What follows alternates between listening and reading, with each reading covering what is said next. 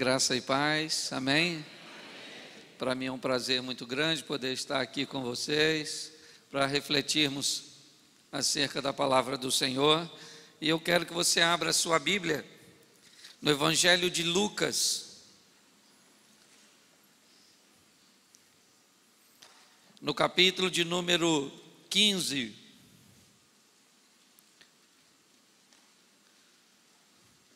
O versículo é a partir do verso 11.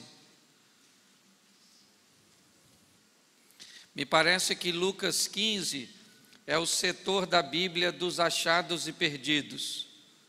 É a dracma perdida, a ovelha perdida, filho perdido. Então nós vamos dar uma olhadinha nesse texto, que é um texto muito conhecido, mas eu quero fazer um alerta a toda a igreja. Versículo 11. Disse-lhe mais: certo homem tinha 2 filhos. O mais moço deles disse a seu pai: Pai, dá-me parte dos bens que me toca. E repartiu-lhe, pois, os seus haveres. Poucos dias depois, o filho mais moço, ajuntando tudo, partiu para um país distante e ali desperdiçou os seus bens, vivendo dissolutamente. Mas havendo ele dissipado tudo, houve naquela terra uma grande fome e ele começou a passar necessidades.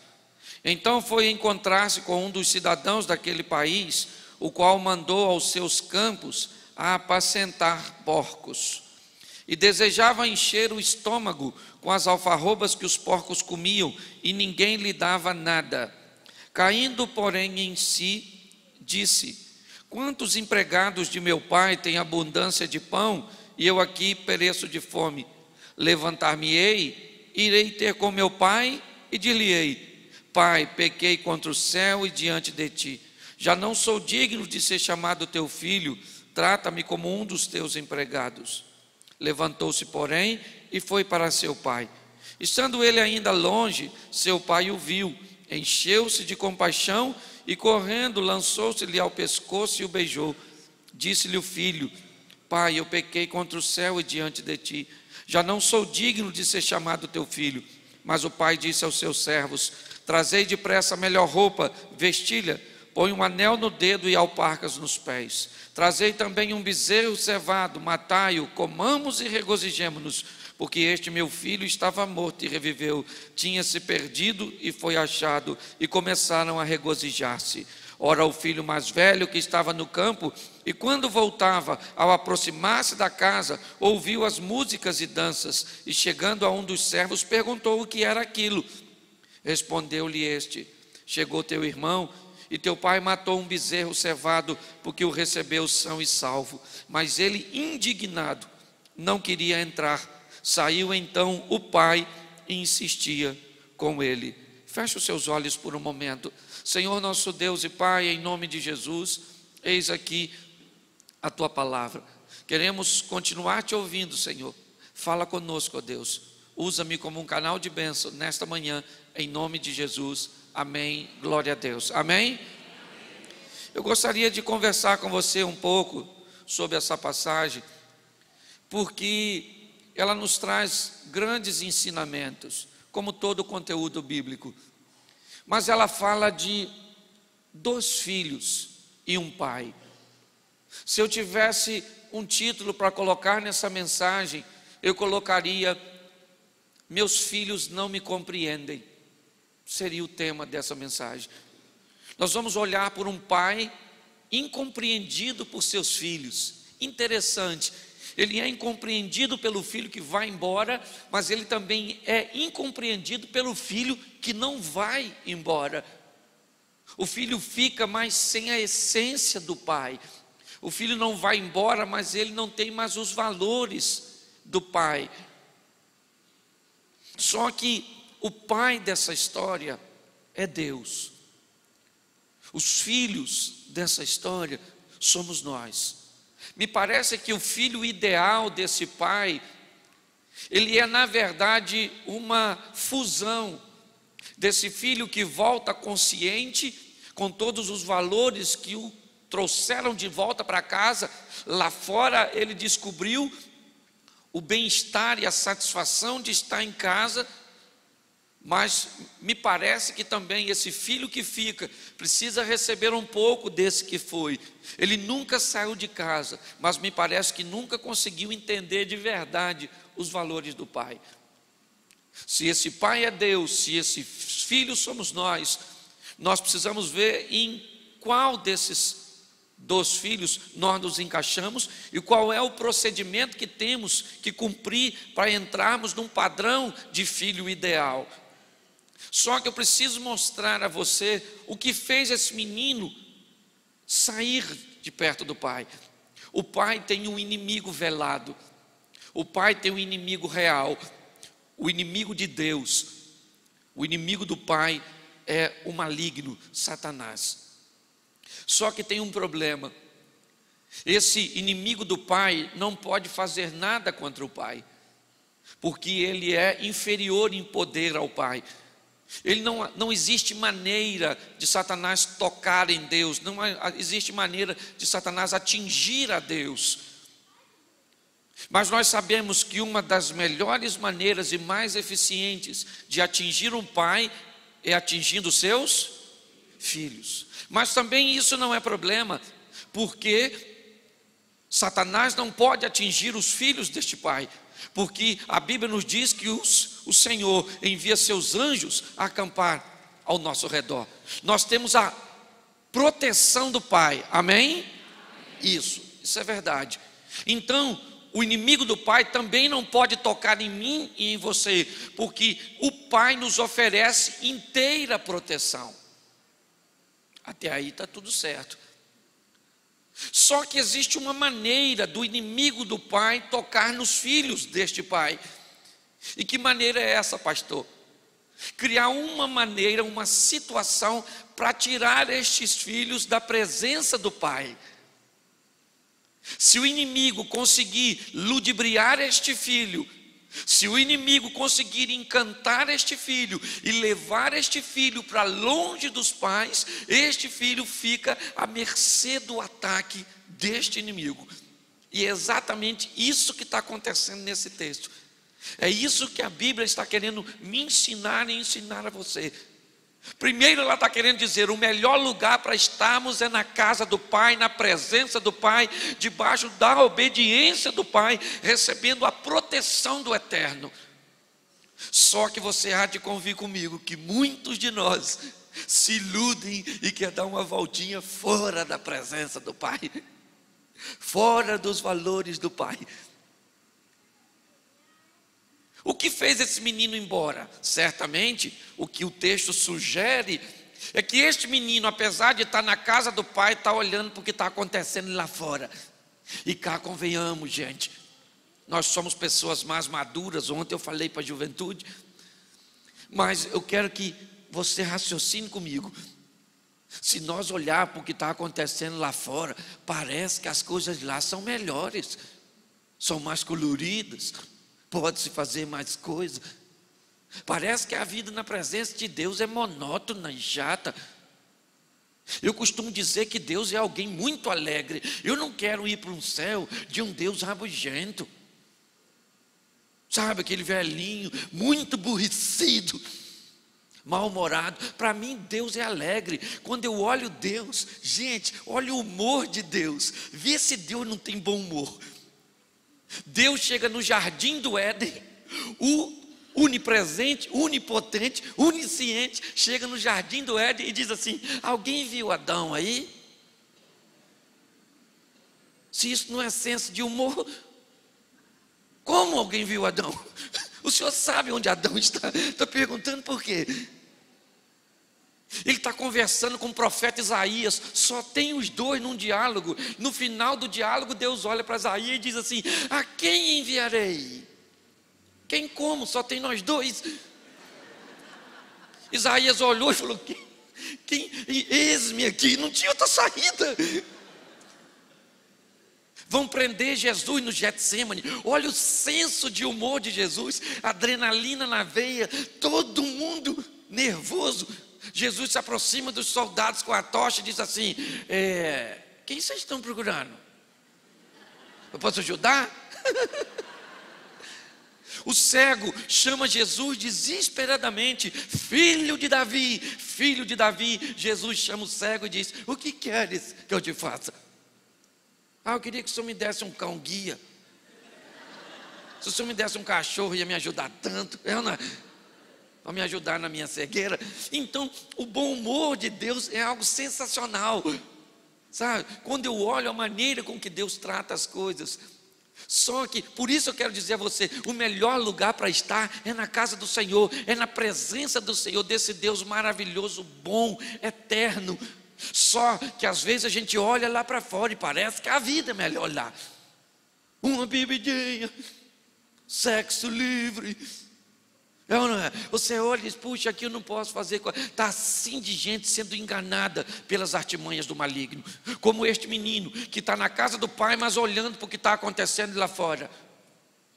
Olhando para as situações que o inimigo está armando lá fora. Então, ludibriado por isso, encantado por aquilo que está acontecendo fora dos parâmetros de Deus, este filho chama o pai e diz: pai, dá-me parte dos bens que me cabe.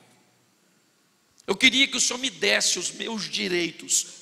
Eu não sei se ele tem direito algum, pois o pai ainda está vivo, mas me parece que o que este filho está esboçando é uma autossuficiência. Ele está olhando e está achando que ele mesmo pode administrar a sua vida, que ele mesmo pode ser bem sucedido por si próprio, sem precisar da cobertura e da proteção do pai.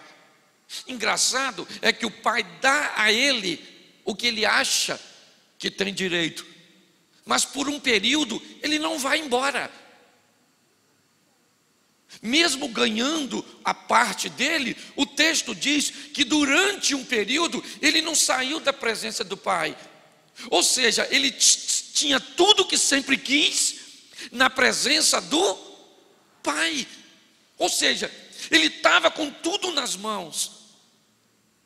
Era feliz, estava debaixo da proteção, da orientação e dos cuidados do pai. Mas me parece que isso não foi suficiente para esse rapaz. Ele quer mais, porque o pecado é insaciável. Ele quer mais, ele quer aventura, ele quer ir, não quer os valores do pai. Me parece que para ele, observando o que está acontecendo lá fora parece muito melhor do que aqui dentro. Fora da presença do pai, dos valores do pai, só sabe o que é de verdade quem está lá fora. Quando nós vamos ouvir a história do que o inimigo tem feito com as pessoas, de como ele tem destruído as famílias, de como ele tem acabado com a história das pessoas, nós muitas vezes que somos líderes, sabemos o valor de estar na presença do pai, guardado e protegido pelo Eterno. Agora, esse garoto pega tudo que tem e vai embora. Ele não precisava ir embora, ele já tem tudo que tem, que quer. O pai deu a ele. Gente, na presença do pai nós podemos ter tudo. Podemos ou não podemos? Dá para ser feliz na presença do pai? Com Deus a gente pode ir ao cinema? Pode? Ir à praia? Jogar futebol? Pode. Pode comer boas comidas, se vestir bem, andar em bons carros, morar numa boa casa. E, claro que podemos. Agora, tem limites, tem coisas. Com Deus pode ter 2 esposas, 2 maridos? Não pode. Salomão tinha 1000, mas chegou na nossa vez, é uma só. Pô, pastor, mas por que na minha vez? Gente, eu até tenho alguma crise quando diz que Salomão é sábio. Porque um cara que tem 1000 sogras, eu acho que ele deveria rever seus valores de sabedoria. Mas tem parâmetros sim. E glória a Deus que tem. Na presença do Senhor nós temos direito, mas na presença do Pai nós temos deveres. E glória a Deus por isso. É ou não é? Eu desafio alguém aqui, seja você cristão, seja você cético, quem seja você, me diz algo que a Bíblia nos orienta a fazermos que é ruim para nós. Não tem nada. Tudo que a Bíblia manda eu e você fazermos é porque nos é bom. E tudo aquilo que ela diz para não fazermos é porque é ruim. Pode examinar a Bíblia, palavra por palavra, e tudo que você vai ver, Deus, o Pai, está preocupado com o bem-estar de seus filhos. Mas esse menino pega tudo e vai embora, cheio de vontade de vencer, é verdade, enganado. O que eu vejo, gente, enganado. Eu estou lá no Rio de Janeiro, não sei aqui, mas lá tem muita festa rave. É aquelas festas de música eletrônica. Gente, o pessoal chega 11 horas da noite, a música é assim, olha que letra fantástica. Tum, tum, tum, tum, tum, tum, tum, tum, tum, tum, tum, tum. 11 horas, meia-noite, tum, tum, tum, tum, tum, tum, tum, tum. 2 horas da manhã, tum, tum, tum, tum, tum, tum, tum. 4 horas da manhã, tum, tum, tum, tum. Eu quero ver essa geração cantar a música deles para os bisnetos dele, porque nós vamos cantar. Até a música secular, lembra? Adoniran Barbosa, por mais antigo. Eu fico fascinado quando eu vejo aquelas canções. Ele falando, pastor, não posso ficar nem mais um minuto com você. Não é sem não, é com. Isso é uma grande lição para mim. Olha o Adoniran falando, não posso ficar nem mais. Ele não diz não quer, ele diz eu não posso. Querer eu quero, mas eu não posso. Alguém maduro o suficiente para saber falar não para aquilo que não pode. Não posso ficar nem mais um minuto com você. Sinto muito, amor, mas não pode ser.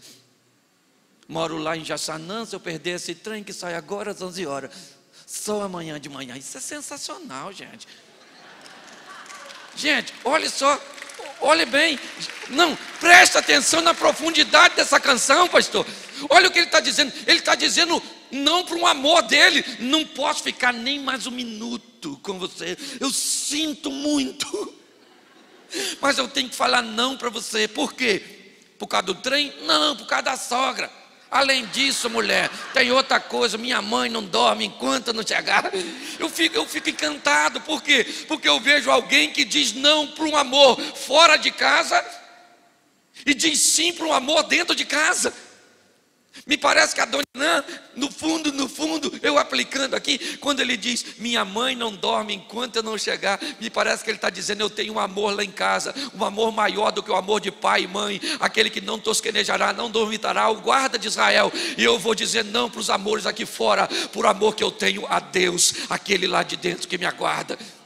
Agora, isso é o que nós vamos cantar. Agora, e essa geração? Cantando por neto dele, tchum, tchum, tchá, tchá, tchum, tchum. A dentadura nem vai deixar, não é verdade?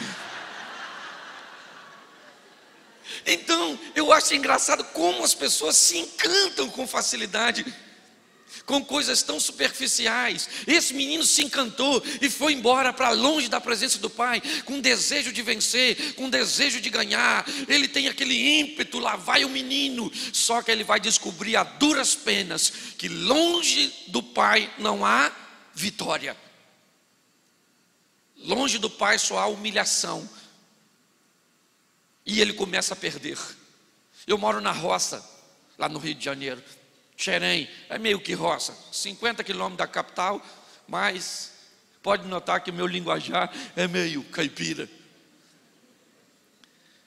Eu acho muito engraçado uma das coisas que o morcego faz.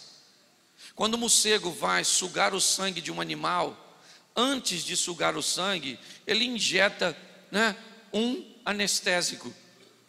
Ou seja, ele fica ali, sugando o sangue, sugando a vida do animal, sem que o animal sinta. Assim é o inimigo. Assim, ele nos engana, ele tenta nos tirar da presença do Pai e nos anestesia. Nós começamos a perder a vida, a perder o dinheiro, a perder a família, a perder a saúde. Nós vamos perdendo a paz, perdendo tudo. Anestesiado. Esse menino começa a perder sem notar. Longe do pai, ele que acharia que administraria tão bem a sua vida, ele está encantado, se envolvendo nos prazeres, na euforia. Presta atenção, longe de Deus não há paz nem alegria. Longe de Deus só há euforia. Euforia vem de fora para dentro, felicidade é de dentro para fora. Quando a bebida passa, quando a droga passa, quando o sexo e o prazer sexual passa, o que sobra? O vazio. Passe uma noite numa balada e veja o vazio do amanhecer. Passe uma noite em oração e veja o preenchimento do eterno no seu coração. Olhe bem, é nesse caminho que ele está trilhando. E como esse, tem muita gente, tem muitos irmãos nossos lá fora se perdendo. E o que nós vamos fazer? Pare para pensar. O pai está aguardando eles voltarem. O pai investiu tudo neles, mas ele está lá perdendo, envolvido em coisas medíocres, em coisas superficiais, infames. Lá está esse menino, perdendo sem notar. Só que chega um momento que ele perde tudo. E quando ele perde tudo, se você já enfrentou uma crise, você sabe que a maioria dos amigos vão embora. A maioria das pessoas te abandonam. Quando o inimigo te deixa, quando ele sugou tudo de você, ele faz agora você ver o fundo do poço que você está. É isso que Jesus está querendo dizer nessa história, que não é nem verdadeira, é uma parábola criada por ele para expor a seus filhos que o ouvem. Nesse momento, o filho não tem mais o dinheiro. Nesse momento o filho não tem mais as mulheres. Nesse momento o filho não tem mais os supostos amigos. Neste momento o filho não tem nada. Porque esta é a realidade de viver longe do pai. Nada. Ah, pastor, mas eu conheço muita gente que vive longe do pai e tem muita coisa. Depende do que você chama de muita coisa. Se ele morrer, nós vamos ver o muito que ele tem para levar. Caixão não tem gaveta. Ninguém leva nada, meu filho. Que adianta o homem ganhar o mundo inteiro e perder a sua? Eu estou falando de valores. Daqui a 100 anos o carro que você mora, o dinheiro que você tem na sua conta bancária não serve de nada para você. Mas tem uma coisa aqui que serve para você para a eternidade: o Filho de Deus, para nos dar vitória e salvação. Entendeu? Isso aqui é verdadeiro. Isso são valores que nós só vamos adquirir o filho na presença do pai. Este menino agora não tem mais nada. E quando você não tem mais nada, eu acho muito interessante, porque um versículo diz assim: e caindo ele em si. A psicologia diz que a maior queda que uma pessoa pode ter é cair em si mesmo. Me parece que nesse momento a ficha cai. Quando você enfrenta uma crise muito grande, motivada por um erro seu, você é o causador da crise. Duas coisas podem acontecer com você. A primeira é você encarar a situação como uma fatalidade e dizer assim: fui eu mesmo que fui culpado, eu mereço sofrer tudo isso, eu mereço perder, eu estou merecendo, já era. Muitos tiram sua própria vida. Muitos desenvolvem um quadro depressivo e não querem mais lutar, não querem mais viver. Mas esse menino não. Quando ele cai, quando ele perde tudo, o que vem à memória dele? De que ele lembra? Do pai. Quando ele perdeu tudo, a memória dele o remete à casa do pai. E tudo que ele vivia, tudo que ele aprendeu, como ele via o pai tratar seus criados, seus servos, quantos benefícios. Lá ele só aprendeu o valor do pai quando não o tinha. Que isso não venha acontecer conosco. Sabe, eu vejo muito isso trabalhando com família. Homens que só descobrem o valor de sua esposa depois que elas foram embora. Filhos que só descobrem o valor do pai depois que eles morrem. Depois que morrem não adianta mais nada. Eu estou com meu pai com 82 anos, casou 8 vezes. Falei isso ontem lá. 82 anos. E o dia que meu pai morrer, eu não tenho nada para falar com ele. Nada. Só vou chorar. Porque tudo que eu tenho para falar para meu pai, eu falo enquanto ele está vivo. Eu estou no Rio de Janeiro, eu vou lá todo dia tomar um cafezinho com ele. Ele fala o nome dos meus irmãos tudo primeiro, até acertar o meu. O senhor também às vezes acontece isso? Fulano, e eu fico ali, uma hora ele vai acertar. Aí ele fala, Cláudio, eu digo, agora presente, pai, sou eu. Quer mexer na minha memória. Ele conta coisa da adolescência dele e fala para mim assim, você lembra disso? Eu falo, não lembro, pai. Ele diz, lembra sim. Eu digo, pai, a memória é minha. Esse dia eu cheguei na casa dele, ele estava brigando, aborrecido, e eu fiquei preocupado, falei, pai, o que aconteceu? Ele falou, essa árvore. Falei, a árvore, pai? O que a árvore fez com o senhor? Era uma mangueira. Ele diz, essa árvore, meu filho, ao invés de cair as folhas tudo de uma vez, ela cai as folhas, eu varro, vou lá dentro, quando eu volto as folhas caiu de novo. Eu falei, pai, o senhor ficou velho de repente? O senhor não caiu de uma vez só? Eu, na verdade. Então deixa a pobre coitada. Aí na hora de ir embora eu fechei o portão, olhei para a mangueira e falei assim, tem paciência com ele. Eu sei que se você pudesse sair daí. Mas eu gente, sabe, às vezes, por que isso? Por que você só vai descobrir o valor da vovó quando a vovó não estiver mais? Pare para pensar, vai visitar seus pais, dá valor às pessoas da sua família, ou na verdade? Isso é sensacional, gente. Eu sei o que é não ter um pai e uma mãe, porque me deram para 5 famílias diferentes. A gente só sabe o valor das coisas, me parece que quando não tem mais, ou quando nunca teve, quando ficou vendo os outros terem. Agora, esse menino está lembrando, ele está no sofrimento, ele está no buraco, é verdade, ele está no caos, mas ele sabe que tem um lugar que tudo ainda está funcionando perfeitamente. Ele sabe que tem um lugar onde as coisas ainda estão em ordem. Tudo está conforme sempre esteve, porque o pai sempre governou muito bem. Então ele lembra da casa do pai. Ele lembrou. E glória a Deus que ele lembrou. Quando você errar, quando você cair, não desista, não jogue tudo para o alto, não diga que tudo acabou. Não, olhe para o pai e descubra que na presença do pai ainda está tudo em ordem. Ele diz, poxa, quantos trabalhadores do meu pai tem pão com fartura. E ele, gente, Jesus botou, olha que Jesus está contando essa história para judeu. E ele botou esse filho num buraco tão fundo que o filho está disputando comida com um porco. E Jesus sugere que o camarada que dá comida para o porco olhou para ele e para o porco e chegou à conclusão que o porco é mais importante que o filho. Olha que buraco às vezes os filhos entram. O menino está lá agora cheio de fome, olhando para o porquinho comer. Pô, ele falou, poxa, lá na casa do meu pai tem muita comida, hein? Eu aqui morrendo de fome. Levantar-me-ei, eu gosto disso. Irei ter com meu pai e lhe direi, pai, eu pequei contra o céu e diante de... Gente, se tem uma frase muito legal, é aquelas que nós assumimos.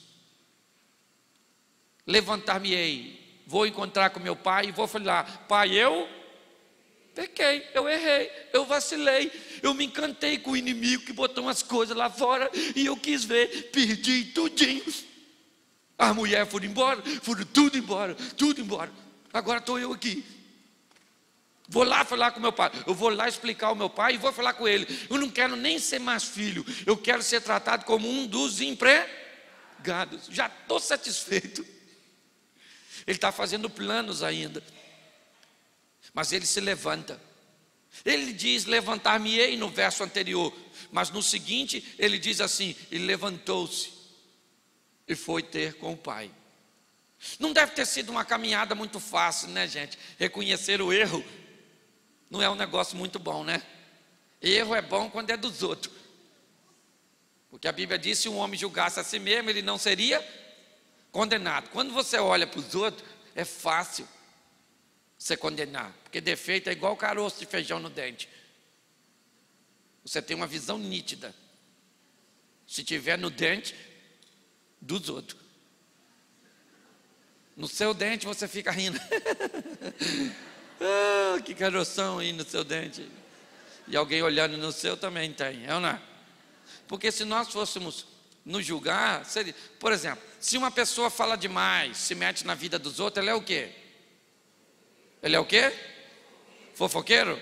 Se você fala demais e se mete na vida dos outros, o que você é? Positivo, sincero, honesto. Se o camarada é chato, se aborrece por qualquer coisa, briga por qualquer coisinha, o que ele é? Chato. Se você se aborrece por qualquer coisinha, perfeccionista. Você gosta das coisas bem certinho. Eu vou dar um exemplo aqui, ele é muito grosseiro, mas é para me esclarecer. Me perdoa, pastor, tá? Me perdoa, mas eu tenho que dar porque eu gosto de esclarecimento. A Bíblia diz: examinai o homem a si mesmo, para não ver-se e veja se não está Então, olhe para tu, pare de olhar para os outros. Quando a gente vai ao banheiro, você se limpa e joga o papel fora? Joga? Não. Você se limpa. Ele não está bom não, Tá ruim isso aqui ainda, hein? Aí você limpa de novo, joga fora? Olha de novo e diz, já melhorou. Não é ainda o ideal, mas já está próximo. Enquanto você não olhar e tiver branquinho, você não para de limpar. Então a Bíblia diz, examinai o homem a si mesmo. Pare de olhar o papel dos outros, olha para o seu papel. Eu gosto desse menino porque ele olhou para ele mesmo. Desculpe aí o exemplo, mas ele é esclarecedor, se não fosse grosseiro. O menino olhou para o papel e falou, o papel está sujo. Eu vou lá e vou falar com meu pai que eu pequei, eu errei, já não sou digno. Mas mesmo não sendo digno, os filhos podem contar com a graça, um favor que não merecemos, mas ele nos dá. O pai sempre esteve esperando o filho. Jesus sugere um pai à porta, olhando assim, filhando, uma hora meu filho vai voltar. E um belo dia quem é que vem? O menino. Sem mulher, sem dinheiro, sem camelo, sem nada, perdeu tudo, os cartões de crédito, os camelos 2.0, o menino não tem mais nada, voltou a pé, descalço ainda. E o pai está olhando para o menino. E lá vem o menino. Deve ter sido difícil, né, gente? Foi lá, eu errei. Às vezes é difícil. Sabe? Eu lembro uma vez que eu briguei com minha esposa. Falei uns negócios que não devia. Ela fechou a porta e me deixou do lado de fora do quarto. Eu fiquei muito aborrecido.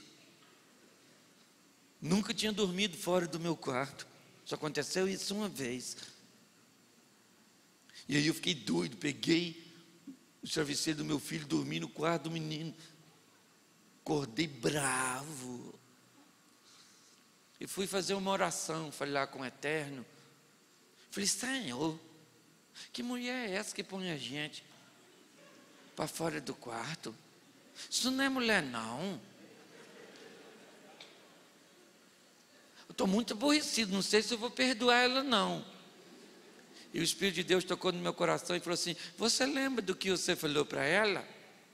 Para ela te deixar do lado de fora? Eu falei, lembro.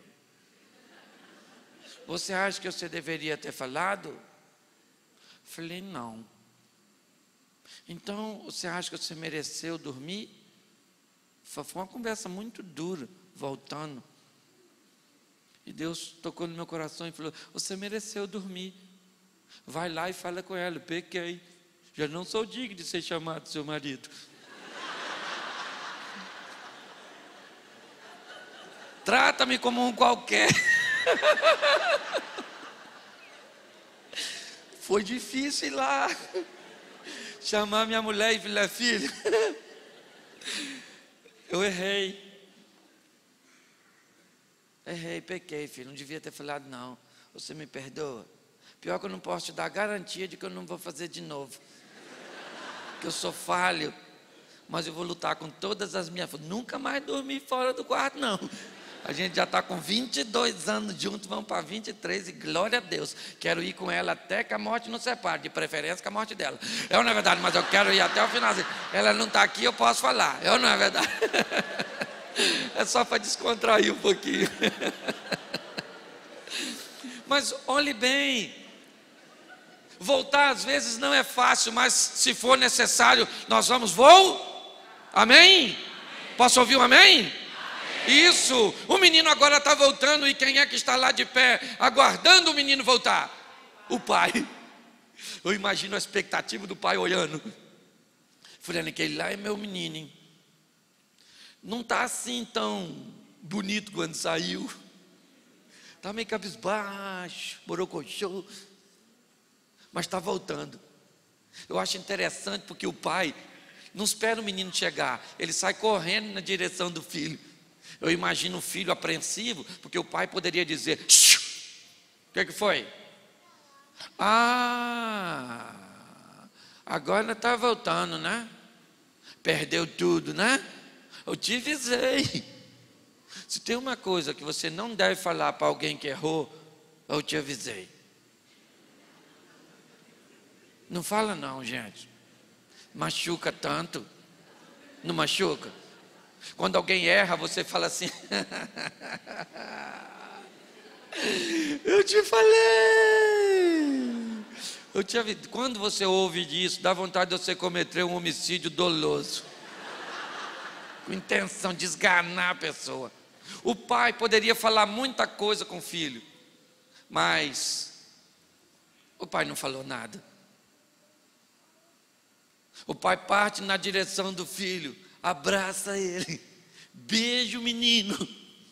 Ele não falou nada, mas o menino pensou: me dei bem. Papai está falando. Às vezes nós temos que fazer isso em casa, gente.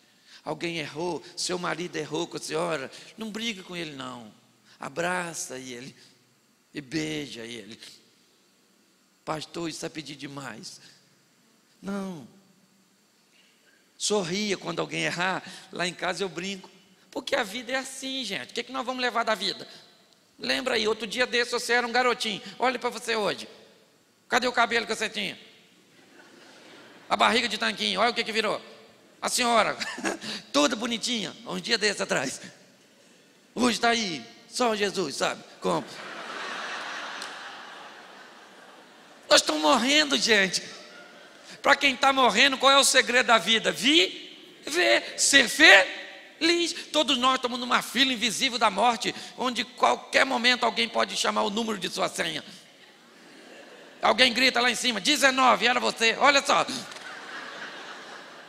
Não posso morrer agora, sou ainda muito novo. A morte, se tem uma coisa que é democrática, é a morte. Então viva, se divirta.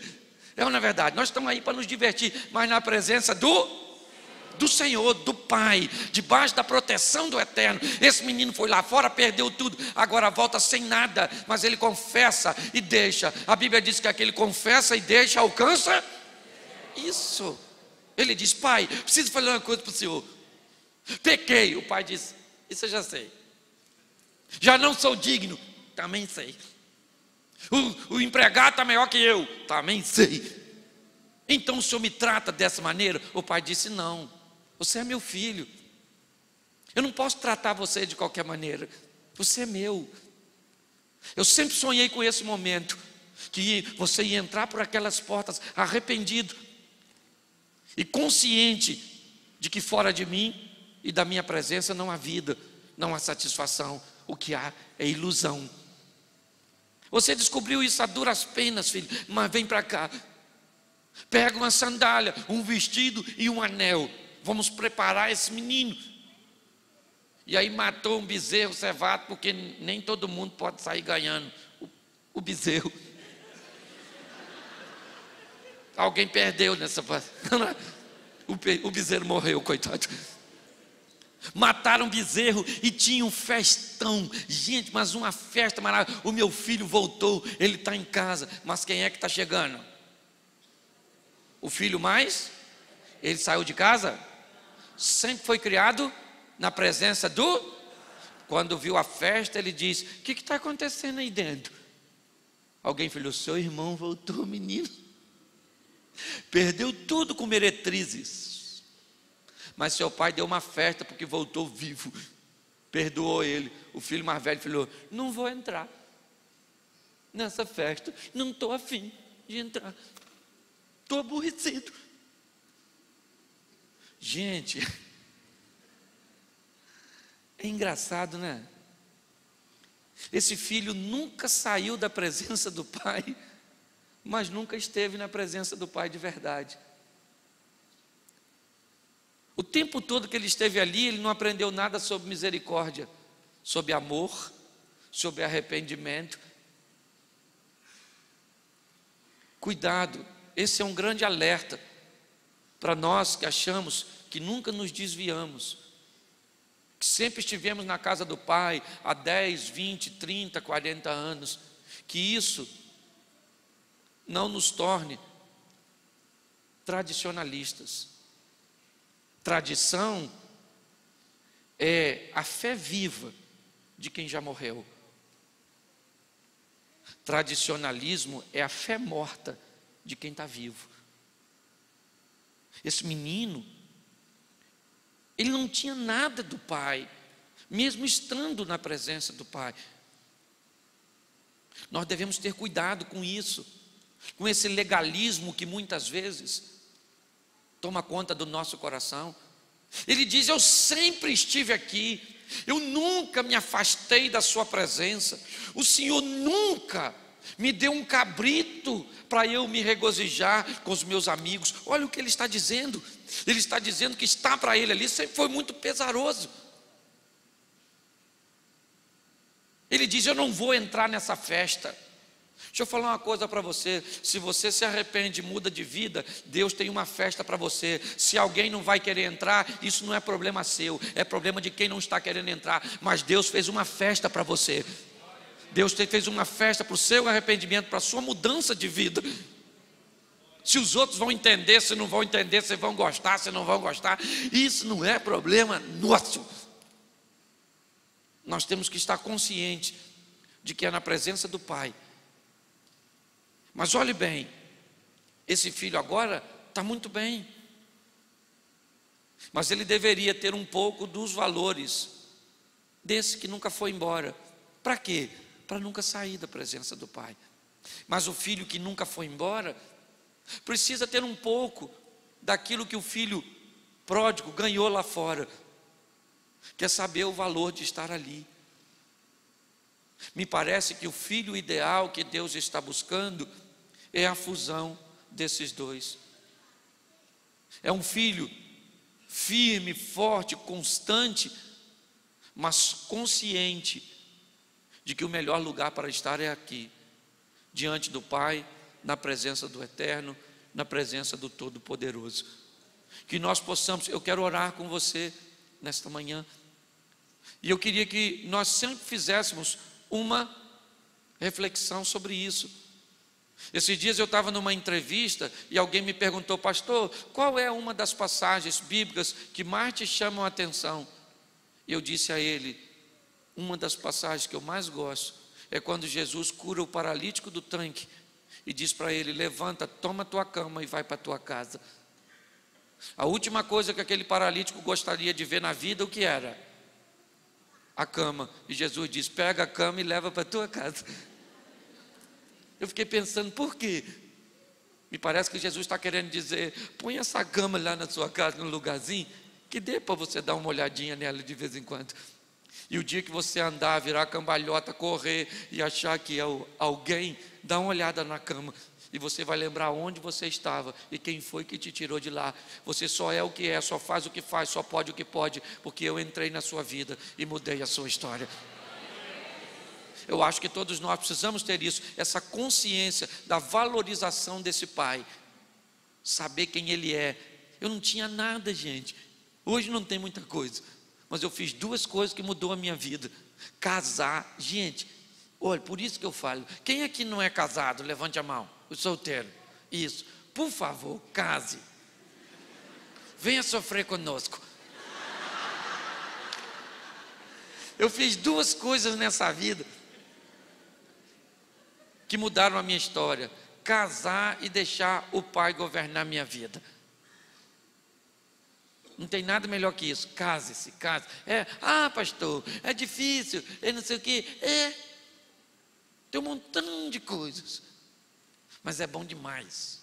Eu casaria de novo, e se minha mulher morrer, eu já avisei ela: se eu morrer, você chora, porque a Bíblia diz: se você morrer e ninguém chorar, é melhor que você fosse um aborto. Então a gente chora muito. Eu não é, se minha mulher morrer, eu vou chorar muito, chorar muito, chorar muito, chorar. Vou levar ela no cemitério, vou falar: olha, eu te amei muito até ontem. Hoje não posso amar mais, porque minha religião não permite amar defunto. Então você pode ir embora, que eu estou indo casar de novo. Não, na verdade, que Deus te abençoe. É isso que eu quero. Eu quero que você viva, sorria. Sorria. O que nós vamos levar dessa vida? É esse sorriso aí. Na presença do Pai temos todos os benefícios. Amém? Posso ouvir um amém? Isso. Estou em cima da hora ali. Levante, fique de pé. Eu quero orar. Eu gosto muito de falar para a família. Quem está com a esposa aí, levante a mão. Você que está com a sua esposa. Isso, segure na mão da sua adversária aí. Ela vai jogar uma partida com você até que a morte o separe.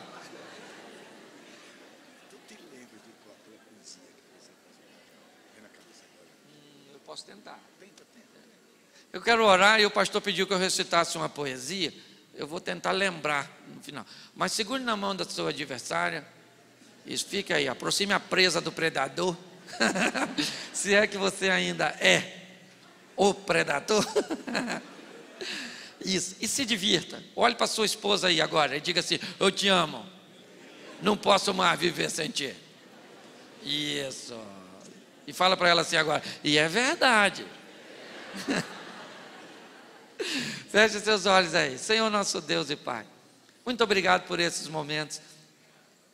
Muito obrigado, ó Deus, por todo o cuidado que o Senhor como Pai tem para conosco, os teus filhos.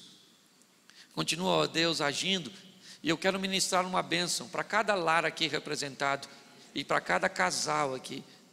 Em nome de Jesus, o divórcio não vai fazer parte da nossa história.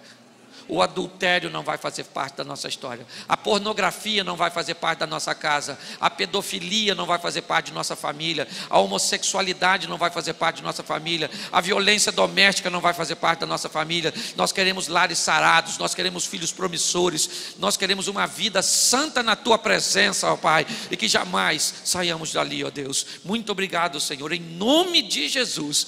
Em nome de Jesus. Você pode dizer amém? Senta por um momentinho, deixa eu ver se eu lembro, porque faz muito tempo.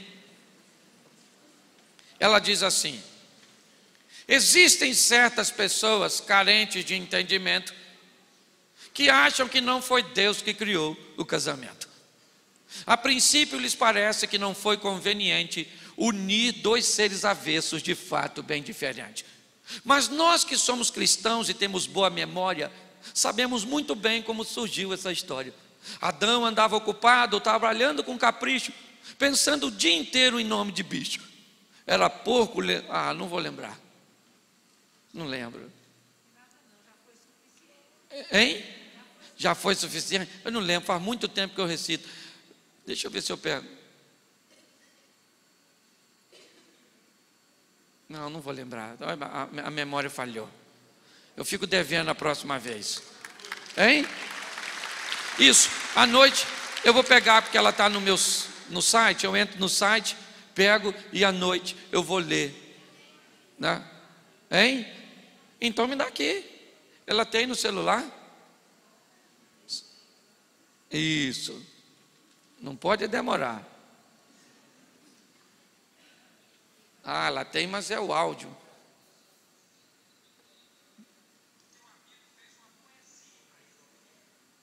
Só um minutinho, que aí eu pego aqui. Existem certas pessoas carentes de entendimento que acham que não foi Deus que criou o casamento. A princípio lhes parece que não foi conveniente unir dois seres avessos de fato bem diferentes. Mas nós que somos cristãos e temos boa memória, sabemos muito bem como surgiu essa história. Adão estava ocupado trabalhando com capricho, pensando o dia inteiro em nome de bicho. Era porco, tatu, macaco, alce, leão. Adão andava ocupado e foi mesmo abençoado com tanta imaginação. Mas é possível que o sujeito também tenha reparado que todo animal macho tinha uma fêmea do seu lado. E Deus, por ser mais atento, pensando: Adão, filho querido, não quero te ver tão só. Far-lhe-ei por companheira uma joia de primeira, da costela e não do pó. E pondo Deus em ação aquilo que pretendia, nocauteou o nosso Adão, dando início à cirurgia. E Deus cortou-lhe o osso, pondo carne no lugar, e assim fez a princesa, esperando ele acordar. Quando o varão acordou daquele sono pesado, o corte da cirurgia já tinha cicatrizado. E Deus trouxe a varoa e entregou a Adão, e ouviu um brado de glória e a seguinte exclamação: ela é carne da minha carne, ela é osso do meu osso. E Adão foi para a galera e fez aquele alvoroço. E a partir daquele dia, o homem bem mais ocupado deixou para lá muito bicho sem nome catalogado. E até hoje rola um papo bem machista e corriqueiro. Espera aí.